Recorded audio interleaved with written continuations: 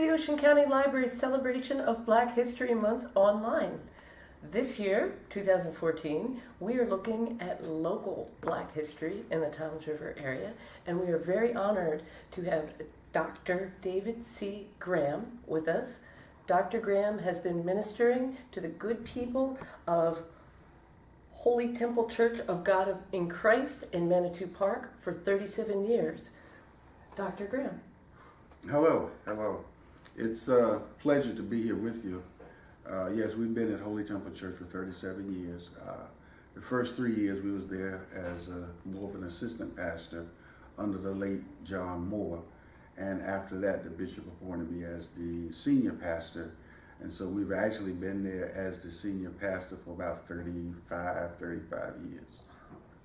So that's a long time, sir. So where do you see the role of your church within the greater community? Well, the church in the community happens to be the backbone of any community, whether it's Holy Temple Church or any other church, but the church is the backbone of a community. And without the church, you'll find that a community really doesn't flourish like it should. When I say the backbone, that's where starting with the young people, they get the teaching. In our church, we have Sunday school. We call Sunday school the hotbed of the church. This is where you teach them the principles of God. And whenever they leave that church and go on to any other church or any other area in life, they will have principles taught to them that will go with them for life. The scripture says, train up a child in the way it should go, and when it's old, it will not depart from it. So once that child is trained, once that child has a foundation of God, that child will then be able to move through the areas of life, navigate anywhere, but the foundation of God with the love of God will always be in their heart. And this way they will be good citizens, regardless of what area of life they go into, whether it's a doctor, lawyer, politician, or whether they're just a janitor, they'll have good qualities of God in their life from that point on. So do you have any good memories from your time ministering? Well, we've had good memories here because of many people who have come our way. I remember when I first came down, I've always gone to the older people of a community when I come in to find out what's going on in the community. Because when you tap into the older people, you tap into the history. There were people like Marshall, who owned a truck business there when I came. There was Reverend Stewart, who is now deceased, which I got a lot of information from him. There was a Mr. Griffin, who was also the beginning of the fire department in Manitou Park. I had the privilege of speaking with him a lot. So we get a lot of information from them that gave us a foundation to work with. We had a mother at our church, we called her Mother Plant. She was Idella Plant. She was there when I came. Sadie Vickers, she was there when I came. And these people gave us what was going on. So they helped us a lot in the church as far as the history of it.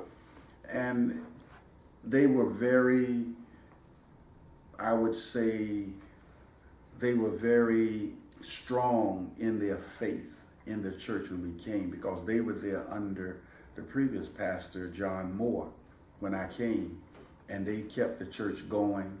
And so we thank God for them, because they're the ones that helped us. I stand on the shoulders of people like that. It's not all about me.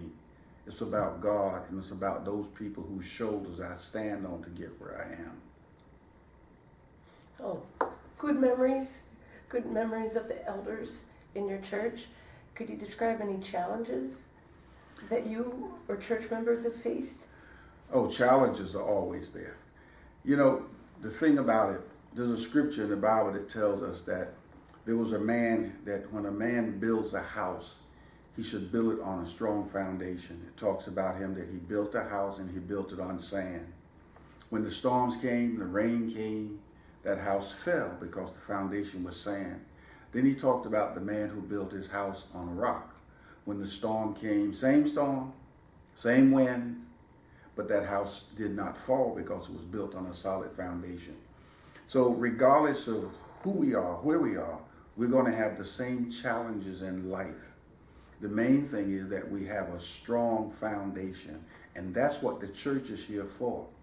As I said earlier, the church is the backbone of the community. And if people will bring their children to church, if they can get a good foundation of God, you'll find that their children will not be in as much trouble because they're teaching them the principles of God. They're teaching them how to love and not to hate. They're teaching them how to be patient and not be impatient about things. Just take your time and wait on God. So challenges come to all of us, and regardless of where we are, we're going to get these challenges. The difference is my challenge on a foundation that God built, or is my challenge on a foundation that I myself decide I think it should go this way? And that's the difference between foundation of sand and foundation of God. So we've had many challenges and continue to have challenges while we're here. We built a church because the church was there when I came. They needed a new building. And with less than 40 people, we were able to construct a new building. And when the building was finished, it was paid for. But that was a challenge at God working in our behalf. And so everybody have challenges. The thing is, do we have God to help us through to the victory, or are we trying to have a victory on our own? So in our communities, we try to steer people in the right direction, that if you want to have victory, you really need God in your life. And that's what the church is all about. Some people come to church and some don't. But we reach out then into the community and try to reach them in the streets. We knock on their doors. We reach them wherever we can. Because again, it's our main focus is to help people to see that life is built around God. No matter what you do, life is built around God. And many people start with the church, they leave, and then they come back. So if we can just keep our church focused, many kids going to school, they have problems. We've done after school homework thing, many churches have. And I'm not circumventing Holy Temple, but there are other churches in the community that also are doing the same thing. And this is what it's all about. If people will bring themselves back to the church, they will change the lives of people in communities. If people would just bring their children to church, some send them, that's a good thing too. But once they get a foundation of God in their life, their whole lives are different. Because God stays with them. It's not about me. Because when I leave, the next one that comes along is going to be saying the same thing. We teach them math. We teach them how to read. We help them in all areas of life. Now, the church is located on 4th Street. Our church is located on 1st Avenue and 4th Street in Manitou Park. So that's walkable distance for so many children to be able to get to the church for an after-school program. Yes. We've had that. We don't have one right now, but we did have it. It's walking distance. They can walk over and do it. And we have, we're right now, we've already set up some things called Urban Initiative, which will be dealing with education, we'll be dealing with finance, we'll be dealing with family matters, we'll be dealing with how to prevent crime in our community. So we're working on that right now. It's already in session. And this is a new thing that we're doing. That's why we call it Urban Initiative. But we're trying to help kids.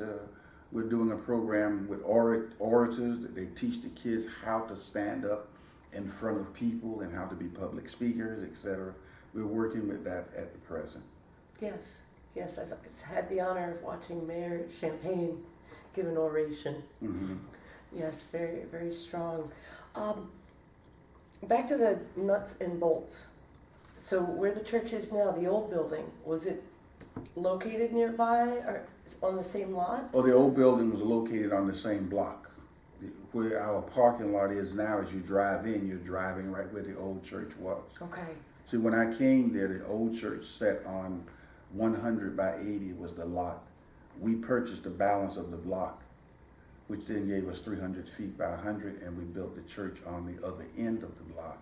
So that part now is parking lot. And then across the street, we have land designated as parking.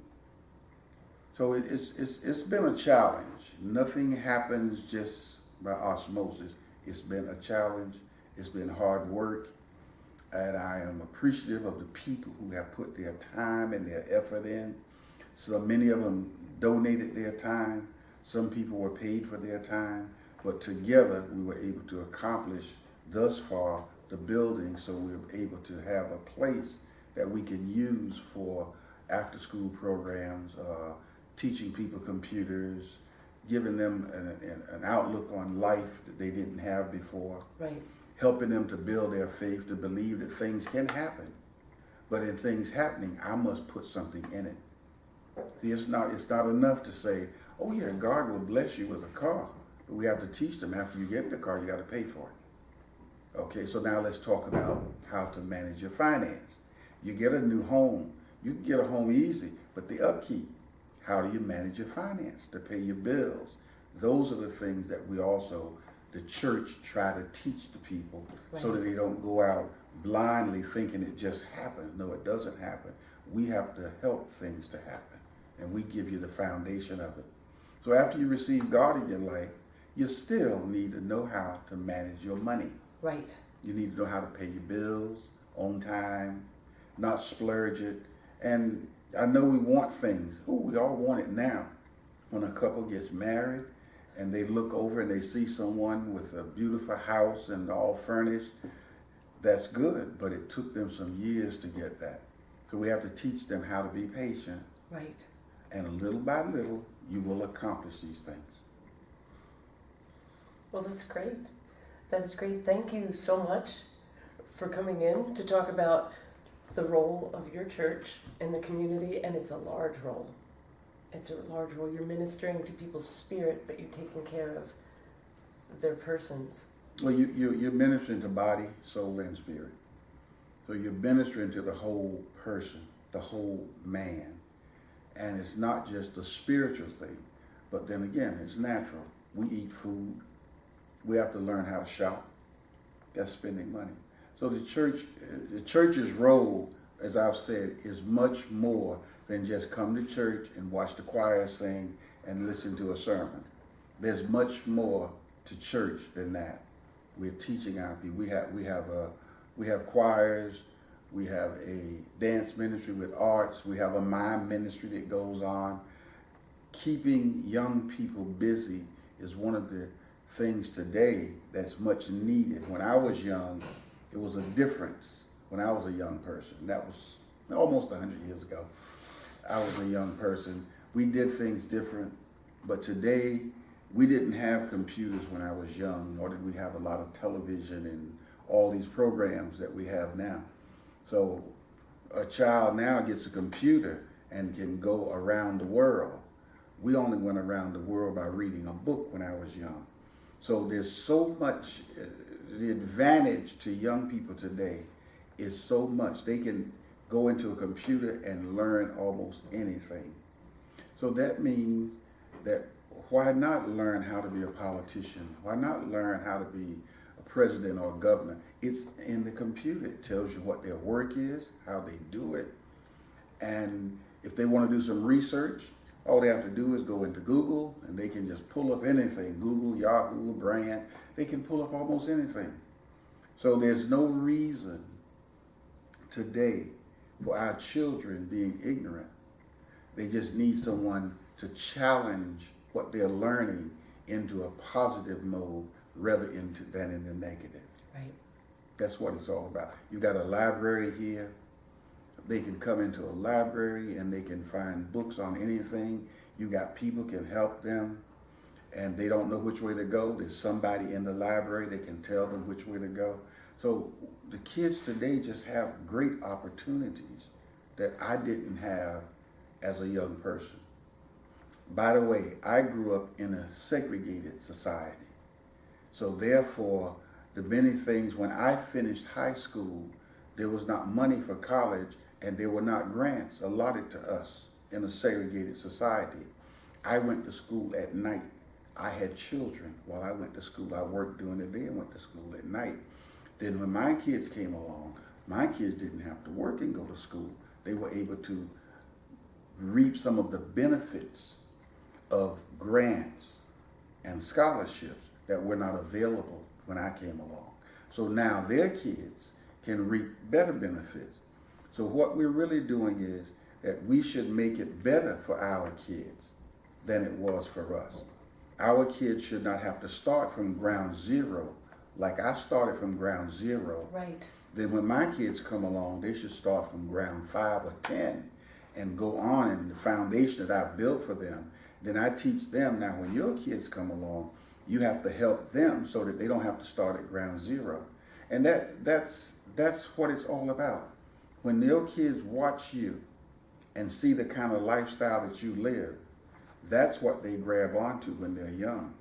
So it's important for the church to say, you need to live a good life so that you put the right thing in your children, because they don't say anything, but they watch you and they do what their parents do. Or they grow up in a society and what they saw done, that's what they do.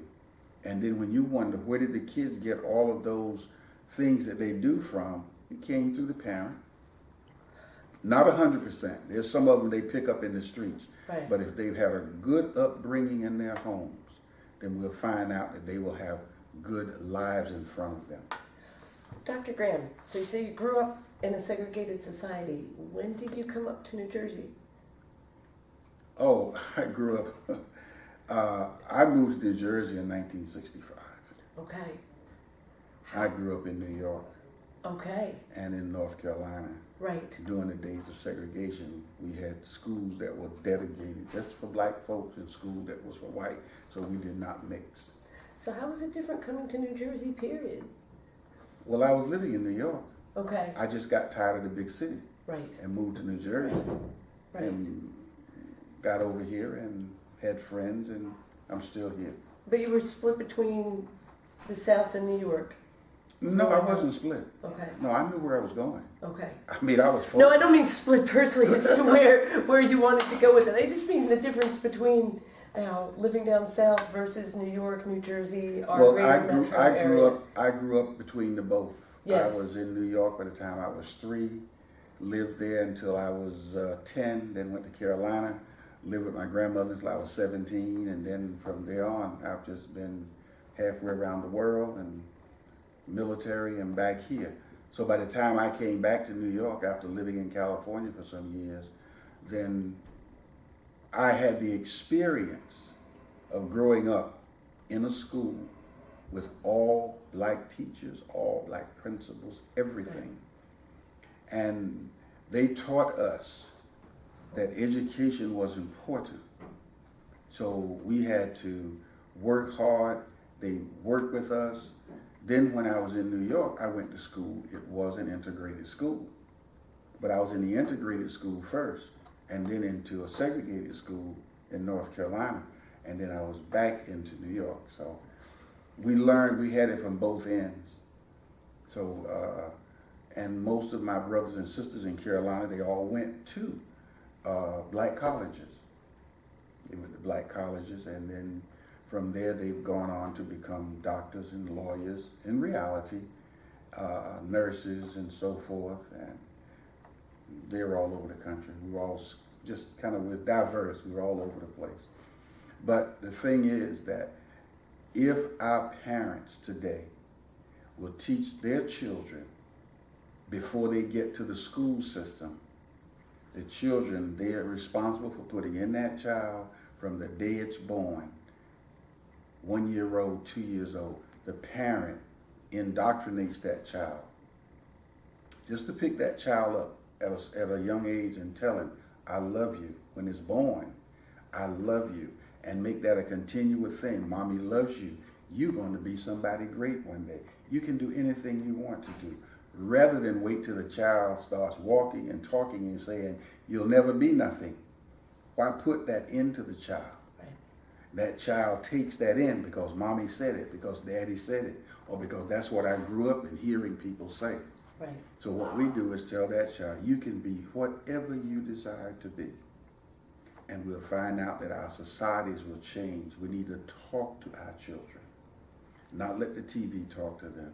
So there's more that we try to bring through the church and teach them these kind of things.